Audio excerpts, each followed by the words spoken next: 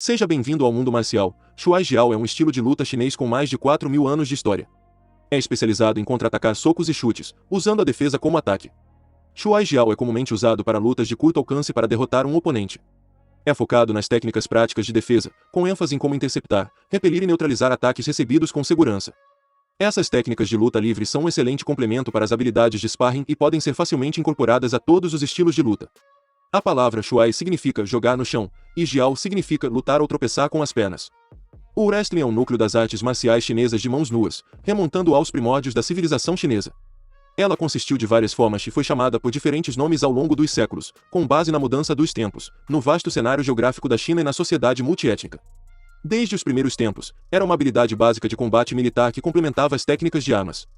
As origens da luta livre chinesa são encontradas na luta entre o Imperador Amarelo, Huangdi, reinado lendário 2697 a.C., e seu rival Xiu, um inventor de armas. Disse que os seguidores de Xiu usavam cocares de chifre de animal para dar cabeçadas em seus oponentes em combate corpo a corpo. Assim, um dos primeiros nomes para o wrestling foi Juedi, ponta de chifre. Outro termo antigo, usado como bo para agarrar ou atacar, para descrever luta de mãos nuas, incluindo luta livre, aparentemente também foi usado como substantivo para descrever boxe.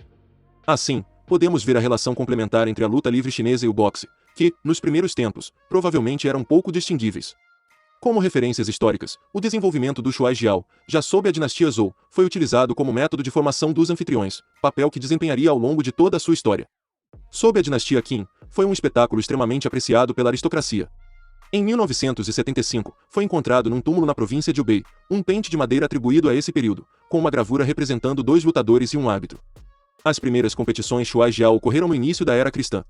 Estes tiveram um boom extraordinário no período Sui, 581 a 618 d.C., que durou mais de um mês na presença do imperador. Datando com precisão os afrescos desse período encontrados nas 492 cavernas de Mogal, na colina Mincha da província de Gansu, na China Central, na mesma podemos ver muitas cenas relacionadas à prática da luta livre. Durante a dinastia Tang, 618-907 d.C., os lutadores profissionais são os primeiros na corte imperial. Os mesmos imperadores, muitas vezes são apaixonadamente dedicados à prática de Shuai Jiao. O caso mais famoso é o do imperador Xuanzong da dinastia Tang, 936-946 d.C., que perdeu uma vila, em uma competição com o general Li Kunxian, grande campeão da época.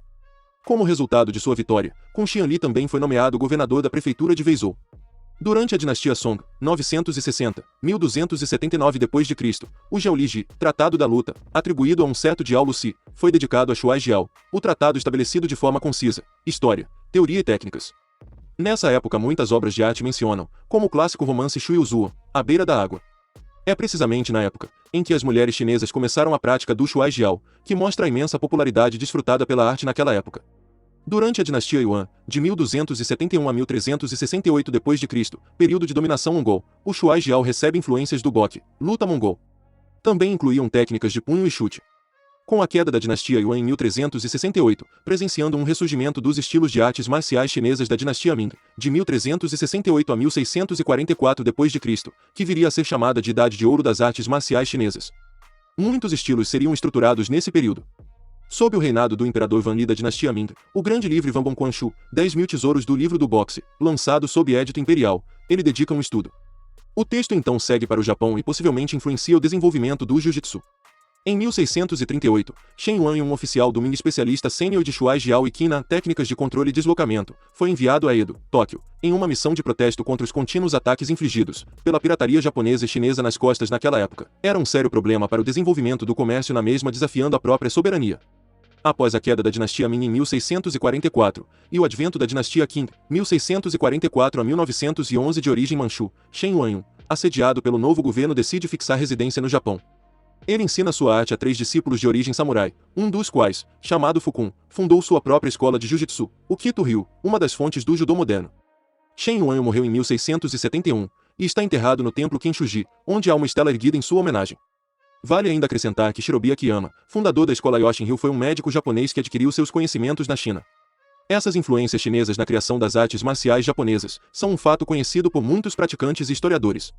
É sob a dinastia Qing, de 1644 a 1911 d.C., quando o Shuai Jiao toma a forma hoje conhecida, introduzindo um novo regulamento estruturado em diferentes escolas.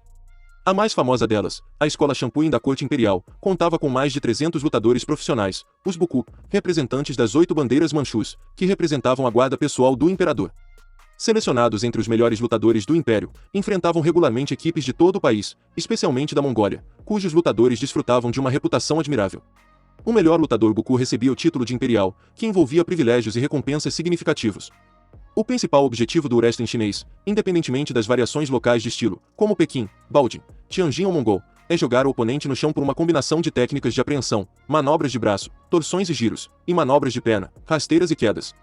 Era um esporte violento praticado em condições espartanas, sem tatame, e os lutadores praticavam rolamento em posição fetal para diminuir o impacto ao bater no chão. Na turbulência que se seguiu à ascensão comunista ao poder na China, e finalmente, a divisão entre a República Popular da China e Taiwan em 1949, vários mestres de luta livre chineses emigraram para Taiwan. Entre eles estava os de Shuai Jiao, campeão Chantung Seng, de 1908 a 1986. Chen e seus alunos foram fundamentais na popularização do sistema fora da Ásia. O wrestling chinês foi popularizado no século XX como o esporte Shuai Jiao. A forma moderna é um tipo de luta livre com jaqueta, embora os praticantes afirmem que o Shuai Jiao não depende de agarrar a jaqueta ou a roupa do oponente. A prioridade é agarrar o músculo e o osso através da roupa para controlar e derrubar o adversário. No entanto, o uso da jaqueta pesada, acolchoada de manga curta do competidor, que envolve bem o tronco e é amarrada com uma faixa, adiciona variedade às técnicas usadas no controle e arremesso do oponente. O trabalho de pés rápido usando raspagens, pegadas internas e chutes nas pernas do oponente são combinados com o uso dos braços para controlar e atacar para criar uma ação bidirecional, fazendo um arremesso poderoso. Não há tatame na prática de Shuai Jiao. Depois que o oponente é jogado no chão, esforça-se para manter a posição de pé superior. Este é particularmente o caso contra um oponente maior, que por causa do maior peso corporal geralmente terá a vantagem de agarrar no chão. Em uma situação de autodefesa, após o oponente ser lançado, o praticante imediatamente aplica uma chave de articulação e executa golpes de mão ou chutes com o joelho ou pé em áreas vitais do oponente caído no chão. O treinamento moderno de Shuai Jiao utiliza exercícios individuais, trabalho com parceiros e exercícios empregando aparelhos. Equilíbrio, flexibilidade, força e consciência corporal são desenvolvidos através de movimentos como exercícios de mão e pé. Após atingir a proficiência em exercícios solo, o iniciante avança para trabalhar com um parceiro. Praticar com um parceiro permite adicionar poder e coordenação às técnicas. Exercícios contra socos, chutes e ataques de agarramento em alta velocidade são praticados para ajudar no treinamento do Sanda, conhecido como kickboxing chinês, e defesa pessoal. Aprender, lembrar e aplicar técnicas de artes marciais rapidamente, embora difícil no treinamento, torna-se ainda mais difícil sob estresse. A fim de ensinar aplicações físicas eficazes de técnicas de Shuai Jiao, exercícios de sparring em situações de encontro físico simulado são de suma importância no treinamento. Trabalhar com vários tipos de equipamentos, golpear e chutar o saco de pancada, musculação e complementando a prática solo e em dupla das técnicas. O Shuai Jiao contemporâneo utiliza um sistema de classificação dividido em 10 níveis. A primeira versão do sistema de classificação foi criada por Chantung Seng para o Colégio Central de Polícia de Taiwan. O sistema de classificação segue o modelo japonês. Graças ao trabalho de alguns professores chineses, o Shuai Jiao começa a fazer incursões no cenário das artes marciais no Ocidente. As técnicas podem ser incorporadas a todos os estilos marciais, e estão desfrutando de um aumento de popularidade no que se refere à luta de rua e ao combate à mão nua, ambos assuntos populares nos últimos anos no ambiente de artes marciais. As técnicas são práticas, rápidas e eficazes. Se gostou, curta, inscreva-se, compartilhe, ative as notificações e até a próxima.